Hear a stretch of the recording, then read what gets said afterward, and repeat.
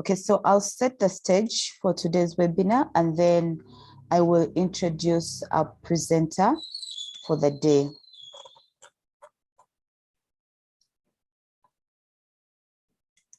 As well. So I know many of us know about the Data Protection and Privacy Act of 2019, but just to give us a quick reminder that this act aims to promote the privacy of the individual and of personal data by regulating the collection and processing of personal information, provide for the rights of the persons whose data is collected, provide for the obligation of data controllers, data processors, and data collectors, and regulate the use or disclosure of personal information. So that's what the Data Protection and Privacy Act aims to achieve. And the Personal Data Protection Office was established to oversee the implementation and enforcement of the Data Protection and Privacy Acts. So one of our webinar objectives today is that we know that for every organization, privacy awareness plays a very large role in the success of risk mitigation. So it doesn't matter whether your organization is large or small, it's very essential that privacy is taken seriously. And we know a successful program will require very many elements. We have technical solutions for a successful privacy program to work, but we also know that the biggest element in those many elements is the human one. And so knowing how to deal with risks to personal data and how to respond to threats is essential.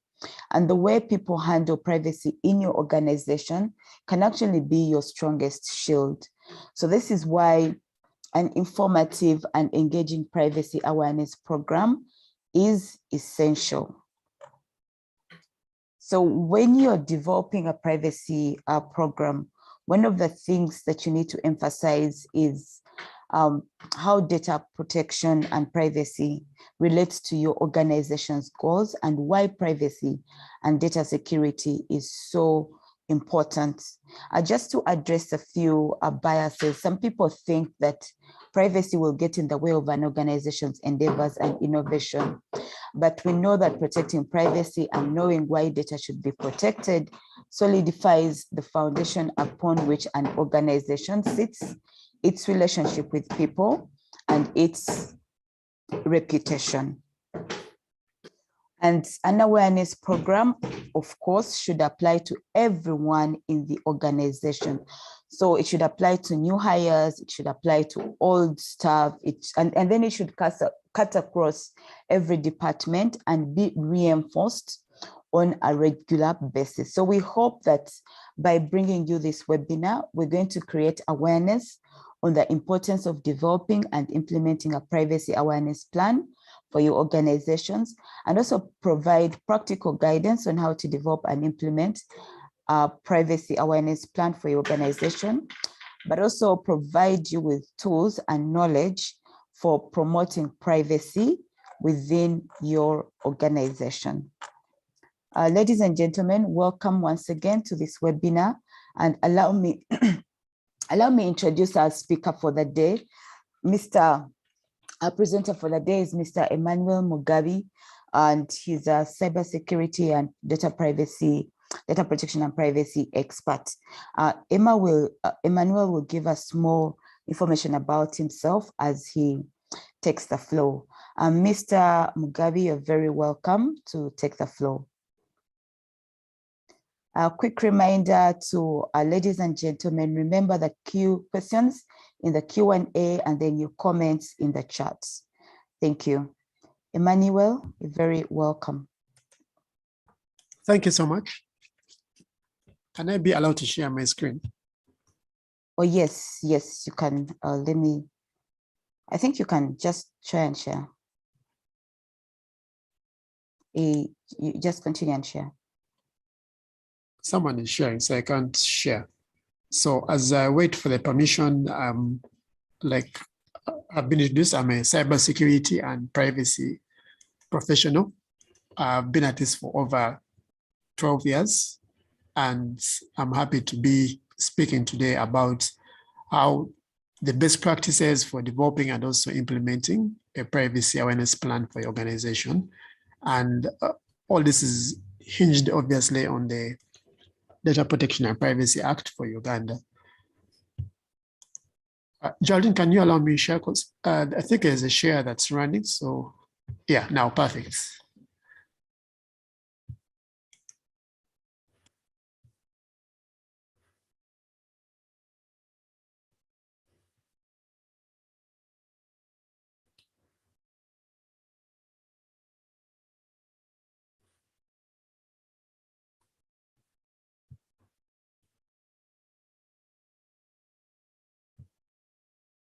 Okay, Geraldine, can you help me confirm whether you can see my power slides? Yes. Perfect. Let me just put it in show mode.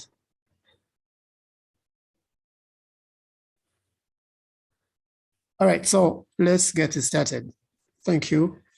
So the whole basis on this is on the rise of personal data. It's because of the following. Personal data is increasingly a factor of production. Way back when we were studying economics, there were 4 factors: land and other issues. But in the digital economy today, personal data is quite a significant factor of production today.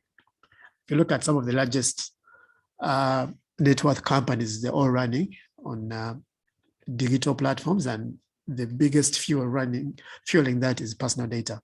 So number 2, we know personal data can be transported at very low cost. The law applies both to personal data in physical paper files and that's like, but also to electronic. Now, when it comes to electronic, the transportation cost of personal data is so low. You can take huge amounts of personal data, let's say an entire customer database for an organization that has over 1,000 customers. You can take that on the size of a smartphone, whereas doing that in the physical form is quite a Herculean task. So it's easy for someone to still have a copy of that, and that also is another aspect that influences the rise of personal data. All of us use personal data, be it us at individual levels, if it's business, if it's government, everyone has personal data. Now, on the other side, the misuse and abuse have negative impact, both on the organizations and also on the consumers that are affected. And in this digital economy, trust is very important. If there's a deficit in trust, then the market has issues. And again, personal information, if you see it across everything you do in a daily activity, from the time you leave your house to the time you go back, a lot of personal data is being collected and processed about you by over, let's say, for an average person, by over 10 companies on a single day, the time you get out of your house and the time you come back home. So everyone is collecting this. It's growing exponentially, and it's becoming an issue when it comes to the protection of you and I as individuals who are being collected data from. Now, this is a global phenomenon, a global wave. There's legislation increasingly worldwide in all regions. And some already have the laws, some are to draft, and very few don't have laws yet in place. So the beauty of this is the principles we're speaking about today. The practices apply here and also applicable anywhere else. So it's the same language that's kind of changing the conversation around personal data and privacy. So before going into the strategy for doing a privacy organization strategy, it's just important to tick off the basics so that we know where we're coming from. The very first is obviously the Act for Uganda, which obviously protects the privacy of you and I, of the personal data, the collection and processing of personal data. Then for the first time, rights for clients, the rights individuals are on there, and also obligations for data controllers and processors. And I think for most people on the call here, they're either a data controller, a processor, or both. And then also, most importantly, the most forgotten part in most discussions is the law also now regulates the use or disclosure of personal data. So this law is applicable to any person, institution, public body, private sector, NGO, a school, a hospital, insurance company, a clinic, a fintech, e-commerce, anyone that collects or holds personal data within Uganda or outside Uganda, but doing it for Ugandan citizens, then this law is applicable to that. The principles are, the first one, accountability to the data subject, which is ingrained within the different requirements in the Act that organizations have to comply with. When you're accountable, it means you're informing, you're disclosing certain information to your clients before you collect that personal data, what you're using it for, how do you protect it, the basics that someone has to know to show that you're accountable. The collection has to be fair and lawful. The amount of data has to be adequate, relevant, and not excessive.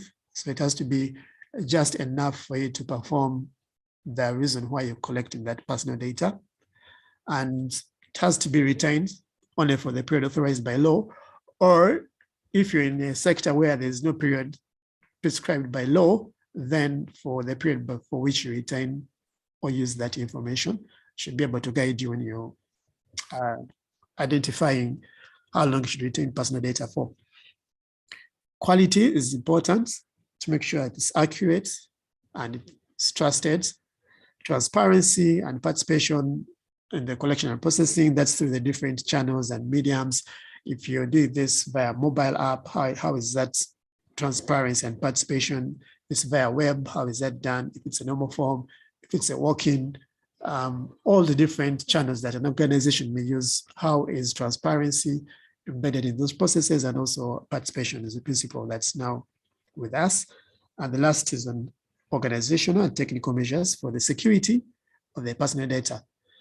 And again, both in electronic forms, that's within the information systems, databases, electronic filing systems, and also in the manual formats. So these are the principles, and these obviously influence how you go about your organization's awareness strategy. The other day I was on a discussion with the team, and the question was, what is personal data? So trying to make it as relatable as possible to everyday life. For those that have gone through registration, you've seen this provided for by the Personal Data Protection Office in the classification and guidance notes. So we do, on the left side is normally the most common pieces of personal data. So names, home addresses, email addresses, such as that. In that case, you can see that is maybe me, because it has names on that. Identification card numbers, this cuts across if it's a staff ID, if it's a national identity number, passport, school ID, any identity number that can reveal, that can attach me to a certain service. Location data is normally overlooked, but that's personal data. The phone number, photos of people, date of birth, biometrics, employment history and information, looking into, for example, interview. If you're interviewing your staff, that file information, appraisals, disciplinary notes, and any information that is used within the employment history of a person, education history, and then also any inferences drawn from other profiles. If I can profile something, put so many pieces of data together to identify you, then that's also personal data. Sensory data is more of the audiovisual recordings and all that. Now, on the right-hand side, we do have what we call special personal data. Other people call it sensitive information. And this is really what is classified as having much more scrutiny on an individual's privacy or right to privacy. So things around racial or ethnic origin, political opinions, religious, philosophical beliefs, and all that information that you can read there on the right-hand side, that's special personal data. So for this, the requirement obviously implies if you're collecting this, then you need a more stricter way and manner in which you're protecting this information. but also the legal basis upon which you're collecting this personal data. So just a little insight: when things go wrong, in information security, we say there is no plan that's 100% bulletproof. Incidents will happen because of the following factors. The first is, number one, the systems are used by people.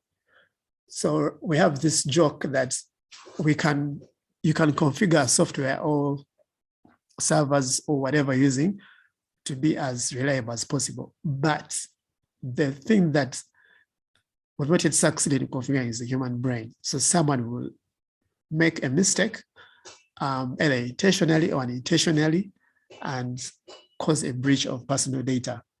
And today we want to look at the intentional part.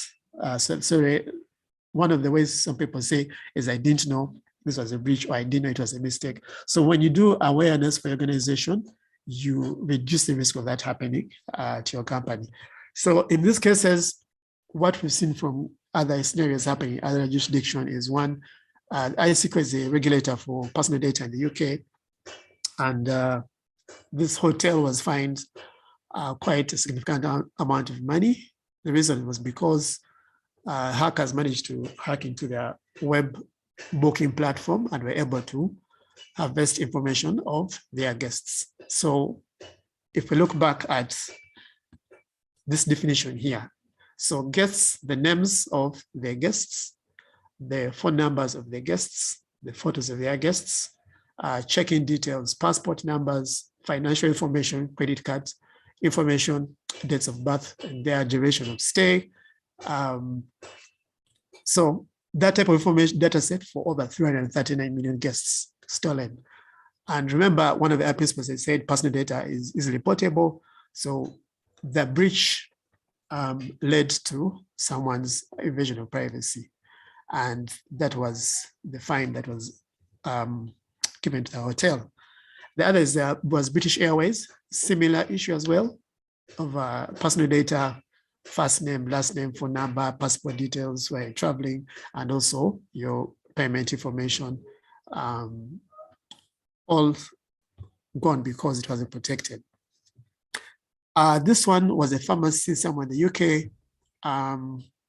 For this one, it's different. It wasn't electronic, but this pharmacy had a lot of information around the clients that they give medicines. So they had people's a record of their clients' medical history, the diseases they were treating, the prescriptions they were taking, and the status of such. So this information was kept somewhere in a warehouse. So at the point when they're receiving their clients and creating these plans for them, they get this information, and the back end paper where all this information is being kept in a warehouse somewhere else.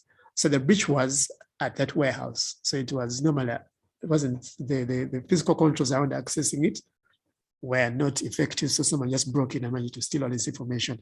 So in this case, this was a breach of the paper records on that perspective.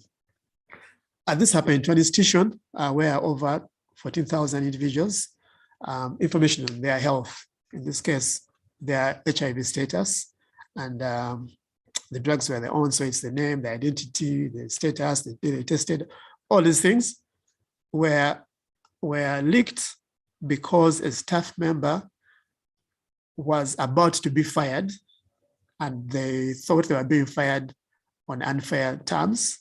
So they decided to hurt back their organization by using their proper access control, passwords, getting this information and publishing it somewhere in a blog.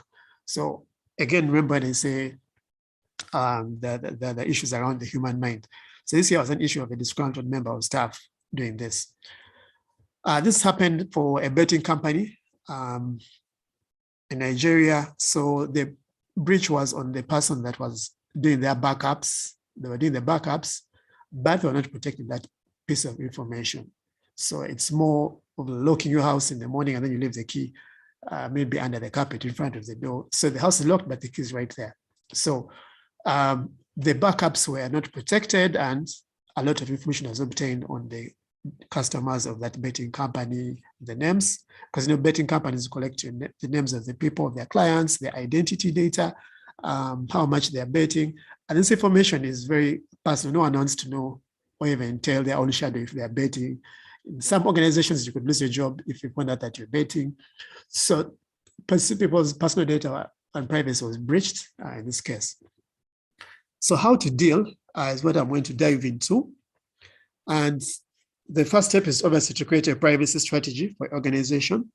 It's like this is a blueprint of how your company, organization complies on privacy. And this may be complex if it's a very complex organization with so much business channels or staff or branches, or it could be as simple as possible for a small and medium enterprise. So this varies in different ways. But the hallmarks around this is to align that strategy to the organization, starting from the business case for privacy, because this is quite new for different organizations. And for most organizations, allocating resources towards a privacy program is done by management. If they don't understand why, then this will not be supported. And the language they understand is the business case. So breaking a business case for privacy, obviously doing the stakeholder mapping due to the different parts of departments that hold this data, looking for champions. The way we do for other strategies, the same when it comes to aligning privacy to the organization. The main ask is to make sure this is done. The right resources are attached, whether financial or even the people or even roles, they have to be decided on and attached. So when it comes to driving the strategy, there are building blocks. One, the first is the policies, obviously. For the company, do you have privacy policies approved? Are they communicated? Are they working? Education and awareness, which we'll talk about more in detail today. Monitoring and responding to the regulatory environment. From time to time, the regulator issues out different pieces of advisory, and it's important to make sure you have an eye on that so that you respond. Internal policy compliance, making sure that is happening. Risk assessments for the different ways in which you collect data. Are you introducing a new IT platform, a new innovation? What is the impact on privacy? And that risk assessment, how is it done to inform the controls in place? Responding to incidents, audits, and also privacy implications. For those that do a lot of business with partners outside Uganda or a lot of third parties, then that is definitely part of the strategy. So focusing more on education and awareness, this draws attention to Section 20 of the Act, which requires the summarized way that every organization, so a controller, processor, you're required by law to make sure that you are implementing appropriate and reasonable technical and organizational measures to protect personal data, and also to observe generally accepted information security practices and procedures. So information security awareness is a generally accepted practice in information security and also general organizational security, even at enterprise level. So when you do that, it's kind of showing how your organization complies to this requirement, which is a mandatory requirement. So how do we go about developing a privacy awareness plan for your organization? The whole drive around this, having a whole documented, implemented privacy awareness plan or strategy for your organization is to be able to answer these questions. Are all our employees aware of the importance of protecting personal data? Because it's not clear-cut for everyone in the organization. If someone is in marketing, do they know why it's important to protect personal data? If I'm profiling customers and creating packages to suit their spending habits, their transactional behavior, where they stay, how they work, how they do, how is that aligned to protecting personal data? The other day, I recently saw an e-commerce company which was profiling users according to the device they're using to access their app. So if you access the device and it's detected that you're using an iPhone, the prices you're going to get are going to be high because people that hold iPhones are known in society to attach a lot of value and high spenders. So if you're using an Android phone, then you get a lower price. So it's just that small difference being used in that perspective. Then you'll be able to answer, are all employees aware of why the organization has put in place controls? In some organizations, based on the type of data, if you remember the information I shared earlier, if it's, let's say, financial information, then you might definitely find very strict controls around access. So if you're accessing a banking system or even any CRM within the bank, you find you have to put your username, you put a password, then maybe you have another token that generates a second factor authentication into that perspective. So some of these controls inconvenience a user, but they're being put in place. Remember, the law says appropriate measures because it's appropriate to the word. So if a staff member doesn't understand that, they may try to bypass that and not appreciate why that's being done. So when you do awareness, you'll be able to make it clear to organizations, employees that this is why we have these controls in place. The other is the risk of mishandling personal data. There are risks that occur to the organization itself and the clients, but also you as a staff member, you might be affected. If you cause a breach, then definitely heads up to roll for some organizations. If a breach is massive, or if that breach had a lot of sensitive information, then you as an employee, first of all, you're affected if you cause that breach, but also the clients who are being held by the right in their constitutional right to privacy are affected, and then also the organization, and also the role in adhering to control. So these are questions that you'll be able to answer when doing this. So there are 6 key considerations. The very first is on policy. The second is on embedding this in all processes for HR, and also aligning to levels of responsibility, a 360 drive, the communication modes, and maintaining records, which I'll shortly dive into. So the first on policy. Policies, for some people that we've seen in my experience, may cause a breach of staff member, and when asked, they will say, I didn't know this was not allowed, or I didn't know this would happen, or I didn't know this was illegal to do, or I didn't know this was a disciplinary, an aspect that can put me in the disciplinary committee. So the communicating it to all staff is important. The best way to do that is through privacy policies and notices. Notices apply more to your external customers. The policy will be more on your internal side of managing privacy. So having a well-documented privacy policy contributes to your privacy plan for your organization, and going the extra route and making sure it is communicated to all staff and it's easily accessible and the staff have read it. So in some, the privacy policy is there, but only the privacy officer or the legal department or compliance know that is the privacy policy, and the board, which obviously I did the approval, and 60% of the organization, starting from even a cleaner or even the driver, straight up to the boardroom, have no clue that there is a privacy policy. The second is an acceptable policy. Normally, this is where the do's and don'ts are normally communicated, and every staff member signs this form to acknowledge they have read and understood. Do not share your passwords. Do not reveal this information, ABCDF. Do not, the do's and don'ts, the ethics around that are documented in that. The information security policy, which is the obvious, to know what controls are in place and the risks, how they're being managed. Incident reporting is very, very important because when looking at the Act, it's important to make staff aware. The Act says as soon as a company is aware that there is a breach, then according to the Act, they are supposed to report to the Personal Data Protection Office. For compliance officers, when they call on the website of the Data Protection Office, there's actually guidance notes on how to report a breach. So the requirement is as soon as you are aware.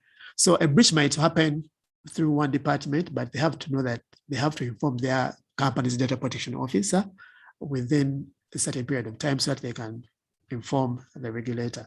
So adding this in your awareness plan is very, very important, as it will save a lot of headache and budgetary impact. The second best practice is embedding privacy within HR onboarding procedures. So when organizations are onboarding new staff, it's important that awareness is done on privacy and information security, so that a staff member knows right from the word go what their role is, what they have to do, and why privacy and data protection is important for the organization. So this is embedding this within the HR procedures for onboarding staff.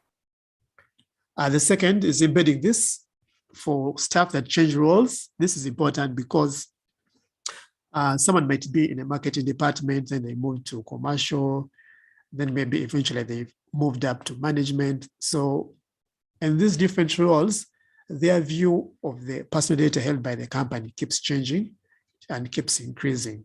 So when someone moves from one role to another, then there should be another session on privacy and awareness, that they know what the roles are for, the responsibilities are for the new role that they're being promoted to or being changed to.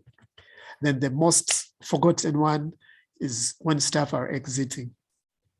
Here it's more on the information security side of affairs, to make sure that when the staff member leaves and they're leaving, let's say on Friday, today is their last day, that access should be terminated on that day. So in some cases, that communication lag happens and you find a member left an organization X, but they still have access for about 3 months, or until an audit takes place, maybe after 1 year down the road. And someone who left the company still has access to an organization's systems where they can access clients' personal data. So we've seen this happening also. We've seen some breaches happening because of that. So it's important to embed this, and this contributes to our awareness plan. So is the HR team aware of their role in the organization as relates to privacy for the company? So talking about levels of responsibility, for each role, their view is different and their take on personal data is also different. So we have specialized roles where people will have access to a lot of personal data. So the type of awareness for such a team of specialized roles has to be in as much detail as possible, with as much on the focus on the processes to make sure that compliance is observed. When it comes to management, management is very high level, so more on the business side of privacy, why the organization has to implement privacy from the business side, what the impact would be from the business side, regulatory risk from the business side, so they're able to appreciate that. Then all personnel, the baselines that can be done, the threats of non-compliance, but also promoting privacy as something beneficial to the organization. And this is where most of, if you look at organizations of 100 people, the largest number of human bodies is mainly below management. So that's where there's a lot of churn, work, access, daily breaches, that a lot of focus has to be done when driving that. So customizing that is important. A 360 drive, right from the boardroom straight to the lunchroom, everyone has to be made aware of privacy and data protection. So running a privacy awareness plan has to make sure that at least in a year, you have touched base with everyone from your company, right from the front at the security, straight up to the CEO's office, to the board members within that entire ecosystem. They have to find, they should interface with your privacy plan in a way that gives you guarantee that you've done privacy. So the communication modes are best practice. Today, workloads are increasing, they're getting crazier, and targets are getting crazier. And in this sense, in practical sense, it's hard to get people into one room and say, let's do this. For some small and medium enterprises of less than 10 staff, it's easy to do that. But if it's a company that has more than 30 staff, 100, 200, 300, it's practically impossible to get everyone in one room to talk about privacy. So it's important to have a mix of structured content, multimedia content that can be used to disseminate this information across all chains. So one way of looking at it is using electronic email, at least most people have email that you can use to send out email notifications, excerpts to email. The practice we are seeing again now over the last 2-3 years is by companies using e-learning platforms. For those that can afford this, the investment is worth it because the content is provided in a way that I can pace it myself as an employee. You provide information through an online portal where a staff member logs in, and in a period of a month, they're required to, let's say, undertake one session on privacy. The beauty of this is that it's up to the employee to determine when to do it. So they have 30 minutes the whole month. So they can do it 5 minutes now, 2 minutes later, 3 minutes later. But in a month, they'll have to finish that training. And the beauty with that, if you're on compliance, it's easy for you to track and know 10% of my stuff I've done, 2% have not yet finished. And these things are easy. It's interactive, it has voice, it has videos, text, that it's built in a way that is visual. Most people remember through visuals a lot, and also infographics. Non-electronic is the posters, the banners, brochures, or for example, when we talked about the specialized groups, these ones will need more instructor-led training so that they understand where the role is. It's important in all of this new privacy plan to make sure that you maintain records. So for all the records, if you've done email alerts, how many email alerts you've done in a month, how many staff members did they reach, what content was used to do the training. So it's important to make sure you maintain a record of privacy activities. So on the call, if you on this call and you're the appointed data protection officer, it's important that you may keep a record of these privacy activities. So this is why it helps to demonstrate that you're doing best practice, and also it helps you to evaluate performance. But lastly, which comes in handy, is in the worst case scenario, in the undesirable scenario that a breach happens and the regulator comes to audit you, you can properly present your records and say, yes, we have done privacy. Here is the evidence. In this month we did this month we did this. This is the material we used. This is how we're evaluating it. When you have this and an audit comes, then there's less negligence. Remember, when a breach happens and an audit happens, the final decision would be based on two things: the severity of the breach, but also how serious or how negligent an organization was. So putting these records and maintaining them is very important to show the seriousness part on your part as an organization. Now, for everything we do, everything has to be measured. Normally, say if you can't measure it, you can't manage it. So on some organizations we see, yes, we do awareness. So the question is, how do you do awareness? And someone can't communicate beyond that. Like, oh, sometimes we do this, sometimes we do that.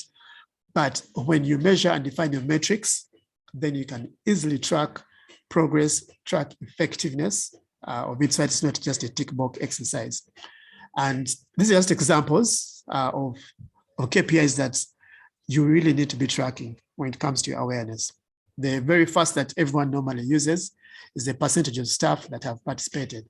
Because remember, we're talking about real life. It's very hard to achieve 100%, saying that I have 400 staff and I've reached all the 400 staff in a year. Even in a year, it might be quite a tall order. Practically, people are different places, different busy schedules, clashing commitments. Some might be on leave, some might be ill, some might be on maternity leave.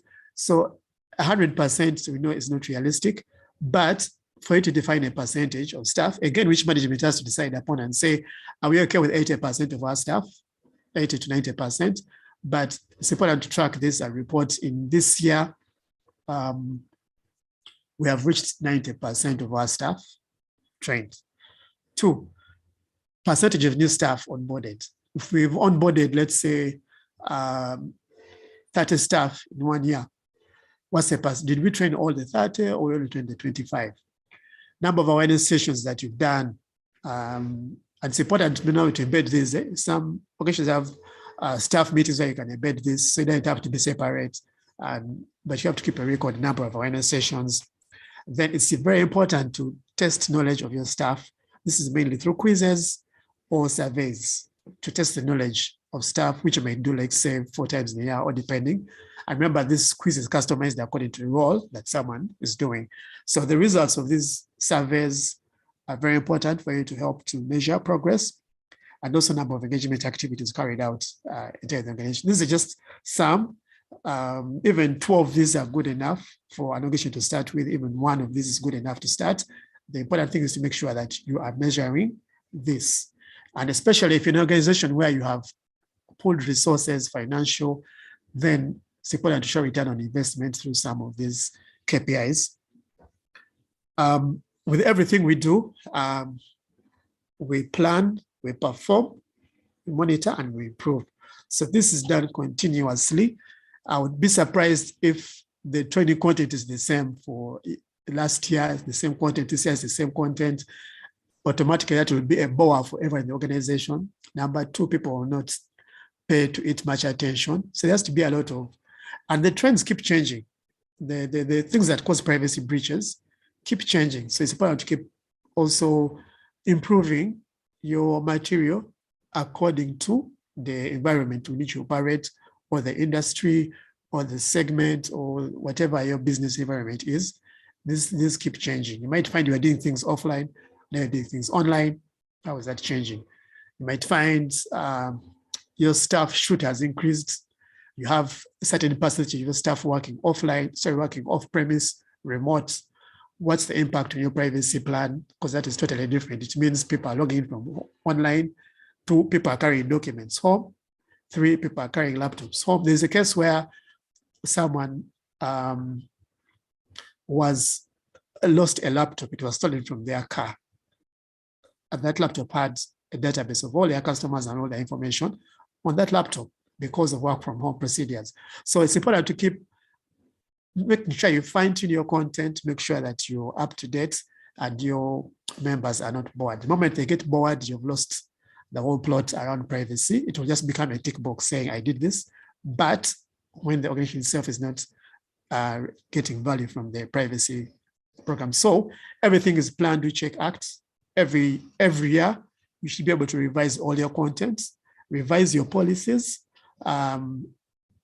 check results of the surveys, then use that to adjust and plan for the year ahead. Now, the benefits are obvious. 1, when you do this, every employee will become more sensitive to personal data matters, both in the organization, but also in their personal lives. Number 2, you'll have created what we call a human firewall. Your organization will be part of your controls because they're aware, and they become part of the human firewall because they're aware, so they will be more cautious to adhere to any control of the company and also to implement it. They know, oh, I have to report if there's a breach immediately to the data protection officer. I have to do ABCDF. So employees will take extra caution. Now, the value overall, the value that this privacy plan brings to the organization, the return on investment, is the first. When you do this, you're preventing breaches. You're reducing the risk of breaches that will hurt your customers or even individuals. And sometimes the focus is on customers, but also staff members, because organizations collect quite massive data on their employees. They have their medical data, academic information, your personal information relating to your employment performance, appraisals, promotions, files.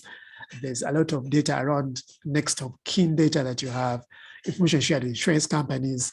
So even the employees themselves are part of this. If a breach happens, their privacy is also affected, them as employees. So the whole rise around this Privacy Act, again, is linked to the Constitution. Everyone has the right to privacy. So the very first is, the value is the privacy, reducing breaches that might hurt, that's subject to an individual. Some of these breaches are really sensitive in nature, very, very sensitive. Some of it is like photos or videos or personal information, medical information, which is so sensitive that if breached can, and the thing with digital, when something is out there, it can't be undone. So the impact on privacy of an individual is quite serious. And it's important that when you do this awareness strategy, the value that you bring to the organization is you're reducing the risk of this. Then the second, I start with the person. The second, you prevent breaches that may hurt a business. The highest penalty is 2% of your annual turnover. In the worst case scenario that a breach happens, depending on the severity, the negligence, the existence of controls, highest 2% of your annual turnover. And that goes just because maybe a staff member caused a breach because they were not aware what we're doing was wrong. So that is important. The other is overall maintaining customer loyalty. Everyone is a customer. All of us, we work for organizations, but we're also customers in other companies, and we want our information safe. We want our personal data safe. I was looking at a survey recently, and it was talking about how brands are evaluated. The health pillars of a brand, one of them is esteem. And this is around the reputation that fulfills the promise of a brand.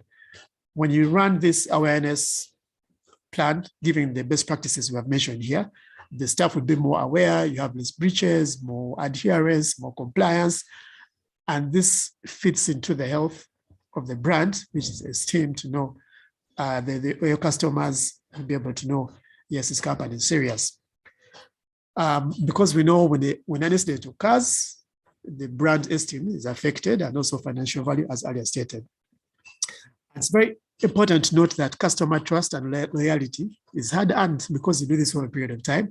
But in this age and in this day and age of digital, it's very, very, very, very easy to lose trust. We've seen this happening even here in Uganda of some companies that experienced breaches. They lost. The direct impact was customer flight. People were switching. It's very easy for people to switch customers because there are so many options. Sorry, to switch their organizations because there are quite so many options. So it takes a short time for your brand loyalty to be affected in this day and age of digital. So doing an awareness plan reduces the risk of that happening to organization. Digital trust bears, obviously, most people business influence. So I get this question a lot when it comes to awareness. For those that have specialized roles,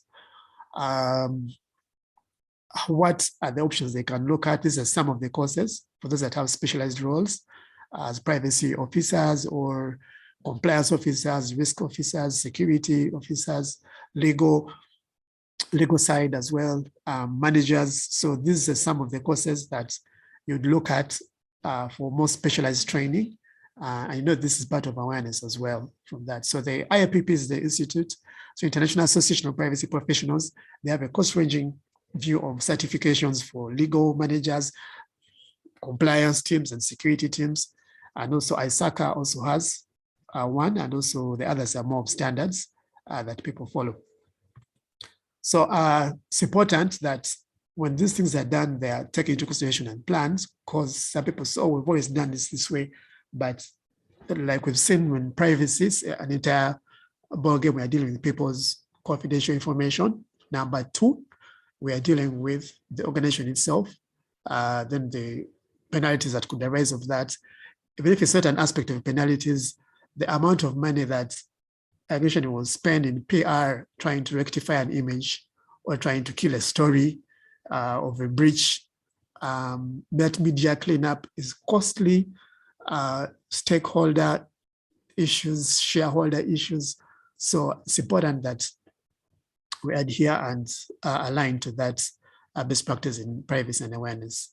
So that's what I had to share today. I'm open for any questions or any inquiries that may have arisen during this presentation. Thank you so much for paying attention. Emmanuel, thank you so much for your very insightful and engaging presentation. I am sure the ladies and gentlemen on the call have picked a nugget or two, and I'd like to use this time to actually pick questions from you, ladies and gentlemen. If you have any questions, please put them in the Q&A and we'll be able to respond to them. They could be about this presentation, or they could also be about the office. So I have a question in the chat. It's to Emmanuel, and it's what are the examples of privacy activities? I don't know if the person who asked the question could elaborate, but that's the question as it is. Emmanuel? Thank you so much. Yes, the examples of privacy activities, like I alluded to, let's say if you're doing, if you're using a mode of electronic communications, sending out email alerts to all staff members, that's an activity. Saying as a bank or as a hospital, as this government agency, this is our policy on privacy. This is what we do, ABCDFD. This is a data protection officer that you may ask in case of anything that can be done. Or if you're using alerts around password security, email security, access of data, things around sharing of access control codes. How is that done? Why is it done? What are disciplinary actions if breaches occur? Whom do you report to? Trainings around email phishing, because we've seen some organizations facing breaches because someone sent them a malicious an email pretending to be someone else, and that happens. So best practice around that you can keep feeding your staff members from time to time, letting them know. So I would probably give more examples if I had the context of the organization, because I'm seeing they call different organizations that handle different things. If it's a hospital, then that would be geared towards that as well, medical data and all of that. If it's a fintech, then that would be geared towards that. So it's about knowing the context of the organization and then breaking that into different pieces of information that can be churned and given out to staff members. Okay, thank you so much, Emmanuel. The next question is in the Q&A. If you just give me 1 second and I pick it out.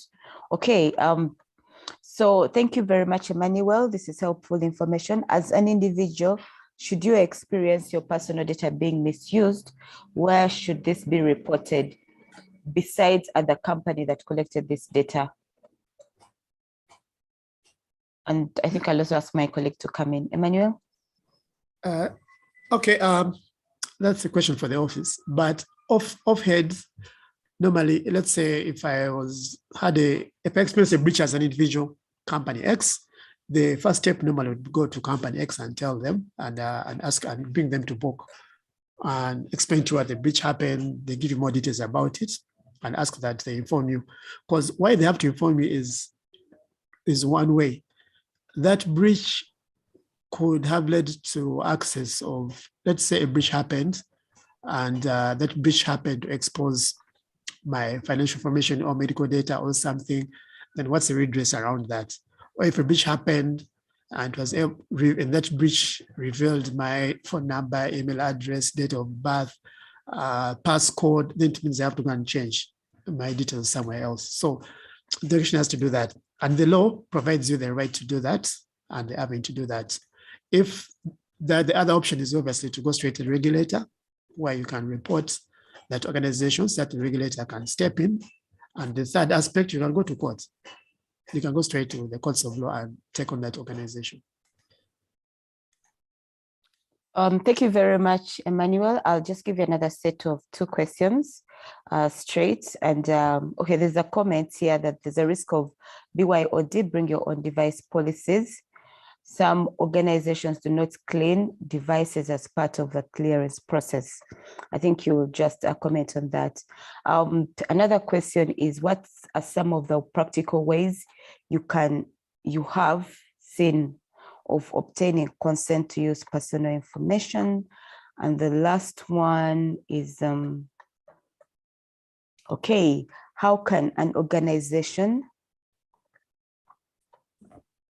design an effective incident reporting tool on data breaches? I think you can just give your thoughts on this and maybe resources that the team, the ladies and gentlemen, can refer to.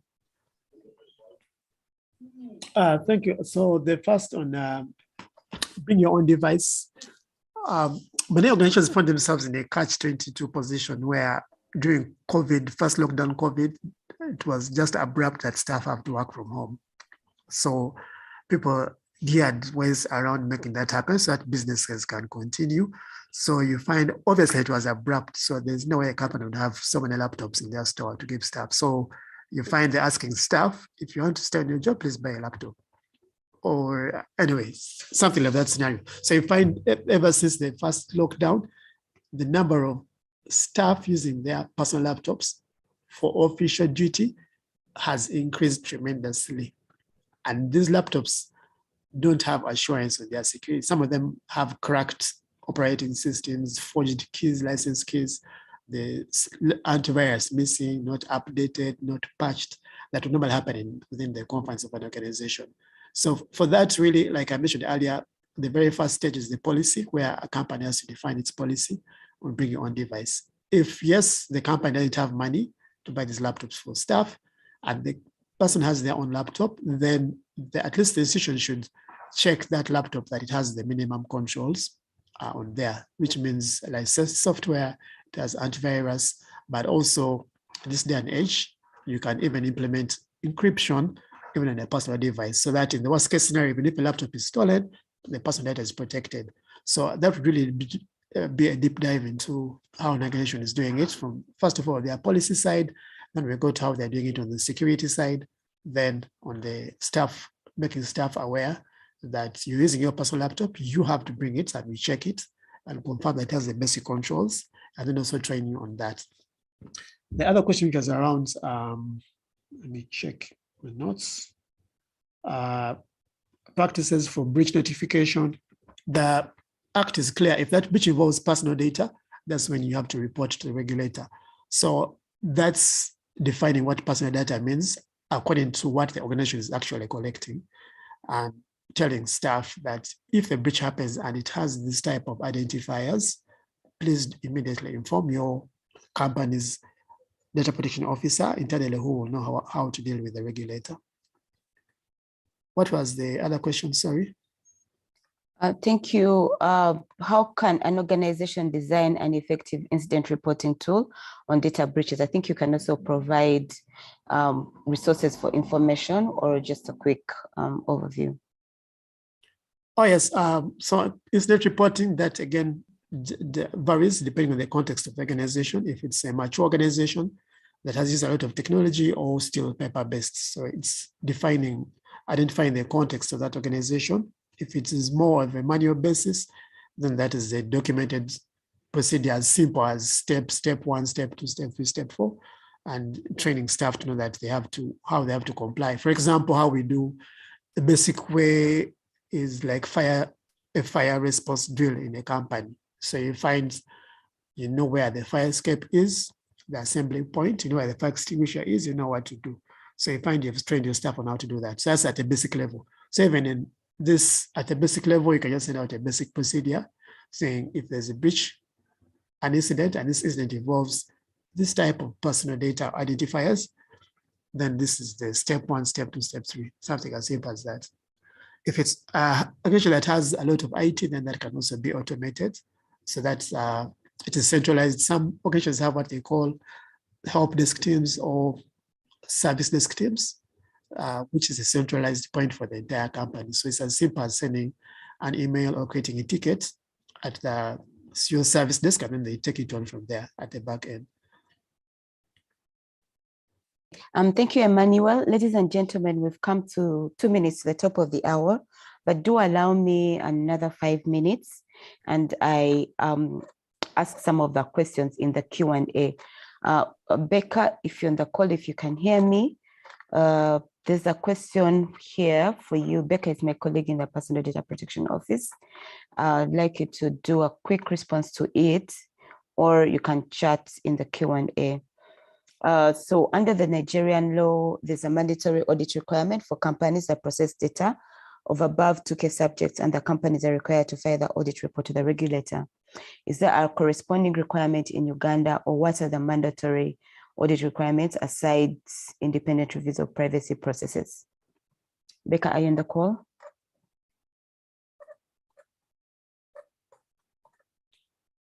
Okay, so Tim, as we get Becca back on the call, we'll be responding to these in the Q&A itself. Emmanuel, back to you. There's quite a number of practical questions asking for practical information, and just go on the last one. Based on your experience, how often do you think these data protection awareness programs should be conducted for employees to be conversant with the laws? And then what policies can we put in place to safeguard data privacy where we use webmail apps like Google Suites on personal devices? Emmanuel, over to you. And maybe one last one. Could you provide some guidance on how to manage service providers or third parties and vendors that are reluctant to provide sufficient details on their policies and documentation during a DPI due diligence because they're well-known or big companies? Emmanuel, over to thank you. you so much. I'm going to ask someone to look at and give us just a very quick scenario on a practical issue that NITA Uganda goes through. Geraldine, you quickly walk through high level how NITA is doing the awareness, just high level. As you prepare to do that, I'll answer the second question on the part of third party providers.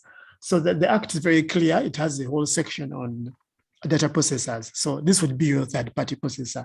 If it's a payment aggregator, someone providing you hosting services, even someone providing you a warehouse where you're archiving your physical documents. Remember, one of the examples was around that.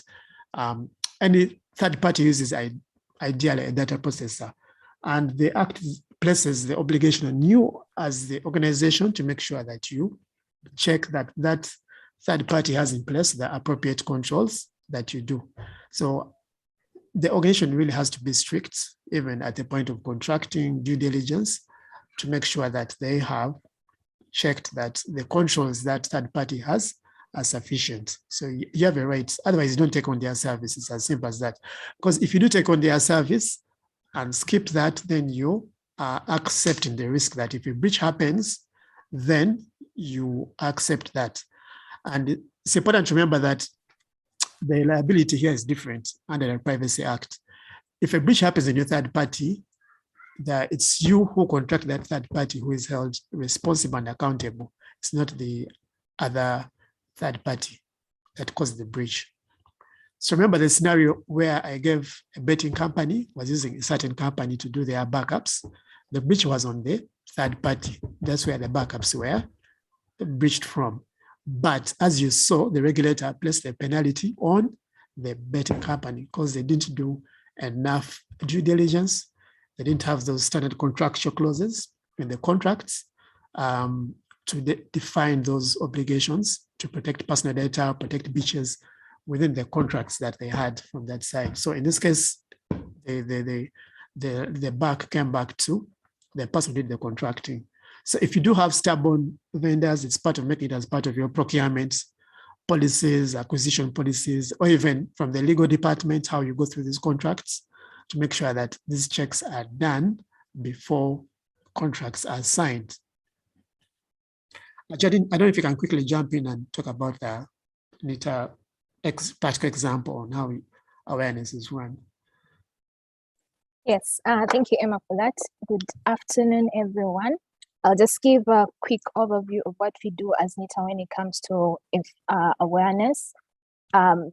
Initially, we were just doing it ad hoc, but we weren't able to have an overall view of how the awareness was, its effects, if I may say. So we procured a tool, an information awareness tool called KnowBe4.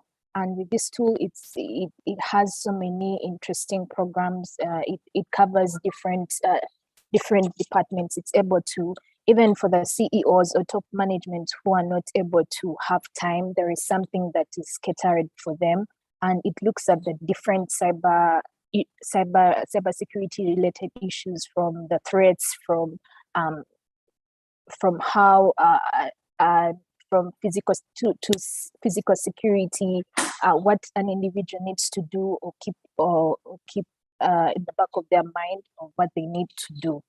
So this awareness tool has helped us a lot in terms of promoting awareness within our organization. And the good thing is that it helps. It can be accessed anywhere on your phone, on your tablet, and you can do it at your own pace. It's not like you have to do it there and then. You can do it at your own pace. I think that's just a bit of the overview that I have. Thank you so much, Geraldine. Also, in addition to that, we're able to tune. Remember, we said keeping your content fresh, so we're able to change according to the scenarios around us. So, for example, when we went into lockdown, there was an increase targeted to different people, email phishing, some of the scams around COVID information, because people didn't know. It was quite a new thing. So we're able to tune quickly to address that risk from happening to us then. So we keep changing, keep making sure it is fresh, relevant to the current circumstances that we are operating in. And we're able to track and measure and know the effectiveness of that. Okay, thank you so much, Emmanuel. We have run out of our time. Emmanuel, I'd kindly request you to go into the Q&A and respond to some of the questions from Ivy, from Samuel, and maybe Kevin, as Kevin believes his question was not answered. So Emmanuel, please just go in the chat and do that as we prepare to wrap up in the next 1 minute. But to respond to Abi about the mandatory audit requirement for companies, according to the Data Protection and Privacy Act of 2019, the Personal Data Protection Office conducts compliance audits on companies that do collect or process personal data. That's one. So those audits are conducted by the office. And then also, these companies are also expected to provide annual compliance reports to the Personal Data Protection Office as well. The other question is from Ivy. So all organizations, companies should register with the Personal Data Protection Office since they have information on employees at the very least.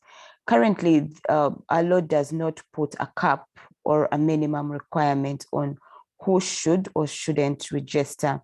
So right now we encourage all companies that collect personal data to actually register with the office. There will be exceptions. For example, but that's not a company. If you're collecting data for a wedding meeting and it's going to be used for that particular meeting, then you obviously don't need to register.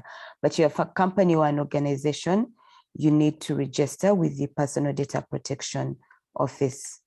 And maybe in the next 1 minute, the other question that is pending, kindly advise on the institutes that offer short courses on data protection in Uganda. Emmanuel did show a bit of this, but then there's also other companies in the market, professional bodies, the likes of ISACA, the likes of ISC2 Squared, that offer courses to individuals, short courses on data protection in Uganda. So I'd advise you to follow the Twitter handles of ISACA, Uganda, ISC2 Chapter, Uganda, and other professional bodies for you to be able to get courses on data protection. Olive, yes, how will the Act regulate social media platforms? So every company that actually processes data, personal data of Ugandans is regulated by our Data Protection and Privacy Act. So social media platforms are no exception to this rule. And we've also been in talks with them over the same issues, and they are also actually required to register with the office because they do collect personal data of Ugandans. So these platforms are no exception to the Act, as long as they have personal data of Ugandans and residents. Okay, so ladies and gentlemen, I think this brings us to the end of our webinar today. Thank you very much for joining us. Apologies, we've run 12 minutes over the top of the hour, but thank you so much. And so we'll see you next month, same time, last week of the month. We'll be letting you know the topic and also the exact date. So remember to follow us on Twitter at PDPOUG, and LinkedIn, Personal Data Protection Office, brackets PDPO.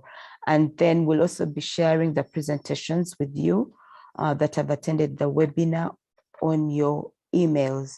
I'll leave this open for a few minutes for the panelists to type answers to the questions in the chat, or if you'd like to personally reach out to Emmanuel, you can send him a chat. I'll just leave this open for 2 more minutes as we close the webinar. So ladies and gentlemen, have a very good afternoon and stay safe and God bless you.